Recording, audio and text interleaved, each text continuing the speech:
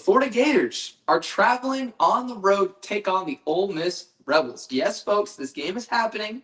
It's nationally televised. It's 6 o'clock. It's on ESPN. And you might be saying, Robert, why on earth are you talking about this game? Because Florida has been terrible this year, and they're going up against Ole Miss on the road. There's no way. Florida's ice cold. They just got blown out by Kentucky. And Ole Miss has looked great this year. Why is this game even a conversation? Why are you even talking about it? Well, you know what? I can't disagree with that. I mean, Florida has been terrible this year. Their cheese has fallen off their cracker. I mean, they cannot take a leak without getting the front of their pants wet. They have been terrible the last couple of weeks. I will give them that. Well, the Georgia game was pretty close. They looked terrible against Kentucky, for sure. But, I mean, I'm just a couple facts here. Florida has a 3-game win streak against Ole Miss. They haven't lost to Ole Miss since 2008. We know what happened after that game. But, I mean, last year we saw Ole Miss had a chance to make the playoffs and then lost to Florida and in turn lost out in the playoffs. So, I'm just saying, this has happened before, it'll happen again. And yes, as I said, Florida has been terrible this year. Their offense looked atrocious against Kentucky. Lagway threw 3 interceptions. They had no identity offensively. It was bad. It was really, really bad. These receivers continue to be inconsistent. Dallas Wilson continues to battle injury. I see what you're saying. This Florida team has been not very good. They don't stand a chance in this game. But Florida has a running back. Florida has an absolute bell cow, a NFL caliber player in number 13, Jaden Ball. And Jaden Ball, I don't care who you are. I don't care if you're a D tackle. I don't care if you're a linebacker. I don't care if you're safety. I don't care if you're a corner. Jaden Ball is a problem. He will make you miss. He will make you look silly. He is so good in one-on-one matchups, and he can turn a play into an explosive play just like that. So, as I already mentioned, Florida did beat Ole Miss last year. Ole Miss was a better team than Florida last year, for sure. So how did this happen? How did Florida pull this win off against the Ole Miss Rebels? Well, I'll tell you. They didn't explode offensively. They only had 180 passing yards and 164 rushing yards. It's not like they went for 400 yards passing or ran the ball for over 300 yards or dominated Ole Miss statistically in terms of total yards. They didn't do that. They were 7 for 15 on third down, and Ole Miss was 3 for 14. So Ole Miss got smoked on third downs, both offensively and defensively. And since Florida was able to do that, they were able to get off the field, and they were able to keep Ole Miss's offense, or their defense rather, on the field. They need to do that on Saturday if they want to beat Ole Miss again. So how do you stay efficient on third downs if you're Florida's offense? How do you convert 7 for 15 again? How do you do that? The answer is you're efficient on first and second down. You run the ball to Jaden Ball, and you let him get 4 yards of carry, and you set up 3rd and 2. You can convert 3rd and 2. I know you can, Florida. It's 3rd and 2. Your quarterback is so talented. I know he's an idiot sometimes. He doesn't set his feet to throw the ball, but he's really, really talented. Your running back is good. If you can get to 3rd and 4 and shorter, you can convert and you can have some success offensively. I believe that. And then defensively, you need to be able to run man coverage. Because if you try and run zone coverage against Ole Miss, good luck. Lane Kiffin will torch you. He knows how to do it.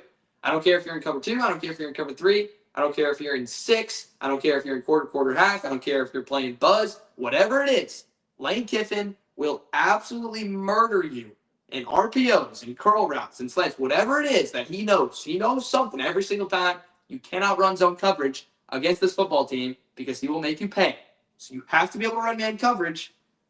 I don't know if Florida can, but we'll see. I think that's the X factor defensively for the Gators. They also must force turnovers. They forced 3 turnovers in their game against Florida last year, and they didn't turn the ball over once. So if Florida, again, if they want to be good defensively, run man coverage and force turnovers. And honestly, Trinidad Chambliss has only thrown 2 interceptions this year. So that's not looking very good for you Florida fans. But we'll see. Anything can happen. Turnovers are a really hard metric to predict because a lot of times it's someone getting a hand on a football. It's someone winning a pass rush and getting getting the swipe or whatever it may be. They're really hard to predict.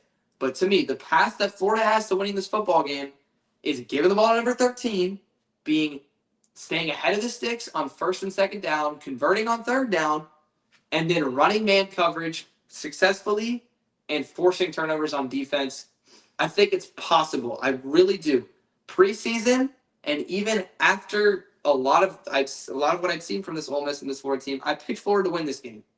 And I think that there is a path for it to happen. I would not be shocked if Florida won this game, but if I'm being completely honest, I don't think they have enough juice, especially to succeed on third down. I've seen DJ Lagway so many times have either a crossing route open on third down or a drag or a post, and instead of just turning his hips towards the field and throwing the ball like a normal human being, he decides to face the field like I'm facing the camera right now and just do this just goofy sidearm flick trying to convert third downs that way. It doesn't work. You're not leading your receiver. You're not getting the best accuracy. It's really cool that you have the arm talent to do that, and it's awesome. Not everyone can do it, but you don't have to.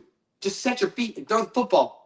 I got me so mad when everyone was talking about, oh, Sturdivant caught that football against Georgia, and if he had caught that football, we would have won the game. Well, you know what would happen if DJ Lagway had, instead of trying to sidearm on the run, throw that ball 40 yards down the field, he was not getting pressured. If he had just set his feet and led the receiver, it would have been an easy touchdown.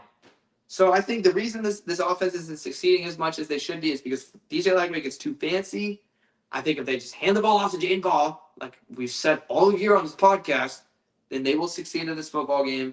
But then again, I don't think Trinidad Chambliss turns it over. I think Ole Miss is too good on third down. And I don't really think there's a way in this world that Florida runs man coverage successfully against these Ole Miss weapons. And they do have a banged up front seven. I'm taking Ole Miss by 2 touchdowns.